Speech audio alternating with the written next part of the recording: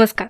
Inspector Manju या मालिकेच्या पुढील भागामध्ये आपल्याला जबरदस्त असा ट्विस्ट बघायला मिळतोय, ज्यामध्ये आपल्याला बघायला मिळतंय की आता इकडं आर्यनने मंजूच्या आणि सत्याच्या दोघांच्याही रूममध्ये कॅमेरे लावलेले असतात. म्हणजेच मंजूच्या बेडरूममध्ये कॅमेरा लावलेला असतो आणि तो वारंवार तिच्यावरती लक्ष ठेवून असतो, मंजू काय करते काय नाही. आणि अचानक मंजूला आणि सत्याला तो कॅमेरा दिसतो. त्यावेळेस लगेचच ते दोघंही तो कॅमेरा काढून टाकतात. आता मंजू खूप घाबरलेली असते. तिला असं वाटत असतं की तो माते फिरू चांगलाच माझ्यावरती लक्ष ठेवणे. आता मंजू गॅलरीत बोलत असते तरी देखील आर्यन झाडाला पाणी घालता घालता तिच्याकडे बघत असतो. आता खरंच मंजूला कळत नाहीये नक्की काय करावं. इकडं सत्या मंजूच्या रूममध्ये येतो आणि तो तिच्या अंगावरती म्हणजे तिच्या खांद्यावरती हात टाकतो. मंजू खूप घाबरते, तसा ती हात पिरगळते.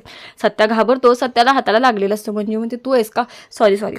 तेव्हा लगेच सत्या मंजूला म्हणतो की वाघमारे तुम्ही एवढा का घाबरला. मंजू म्हणते मला खरंच त्या माती फिरूची खूप भीती वाटते सत्या. त्याने आत्ता रूममध्ये कॅमेरा लावला, त्याने अजून काय काय केलं असेल काहीच माहीत नाहीये. आता इकडे आर्यन मात्र खुश असतो की चला झोपण्याआधी एकदा मंजू डार्लिंगला बघूयात असं म्हणून तो आता लॅपटॉप ऑन करतो. कॅमेरा बघतो तर बाकी 2 कॅमेरे सुरू असतात, हॉलमधला आणि किचनमधला. पण बेडरूममधले दोन्ही कॅमेरे बंद असतात. त्याला कळतच नाही की तिचं लोडिंग काय येतंय. तो म्हणतो नक्की काय झाले.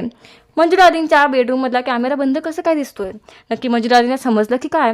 आता असं आर्यनला वाटत असतं. आर्यनला कळत नाहीये नक्की काय झालंय, पण त्याला आता मंजूवरती वॉच ठेवता येत नाहीये ना. मंजू त्याला दिसत आहे, मंजू काय करते काय नाही हे कळत नाही. खरंच सत्या आणि मंजू ह्या दोघांनाही तो कॅमेरा लवकर हाताशी लागला हे खूप बरंच झालं. अदरवाईज इकडं आर्यनला समजलं असतं की घरामध्ये काका बनून राहिलेला माणूस दुसरा तिसरा कोणी नसून सत्याच आहे. कारण जर का आर्यनने मंजूला आणि त्या काकाला मिठी मारताना पाहिलं असतं तर मात्र त्याला लगेचच डाऊट आला असता की हा आर्यन खूप पोचलेली चीज आहे. आर्यनला लगेच कळालं असतं की हा सत्याचा आहे आणि सत्याने मेल्याचं नाटक केले.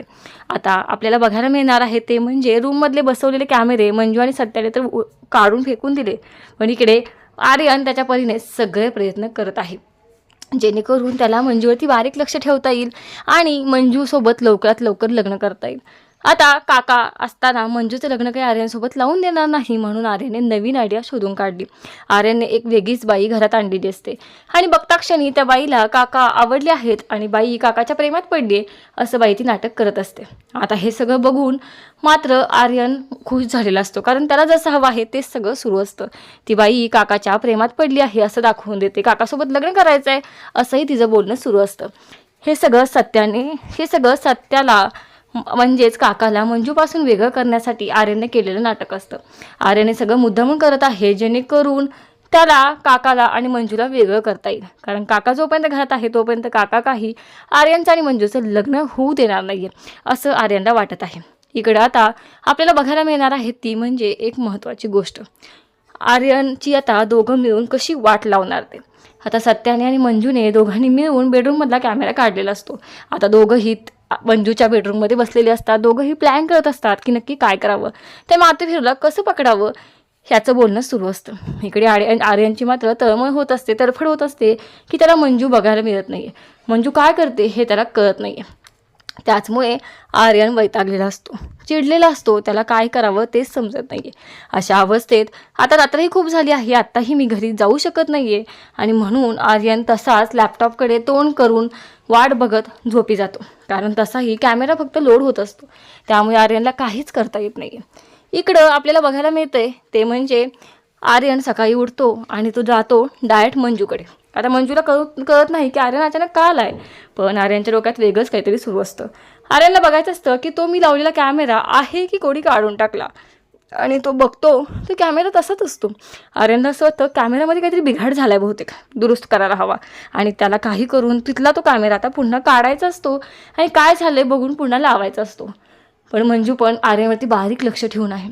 त्यावरून आता मंजूला कळतं की आर्यनचं काहीतरी बेडरूममध्ये माझ्या काम आहे.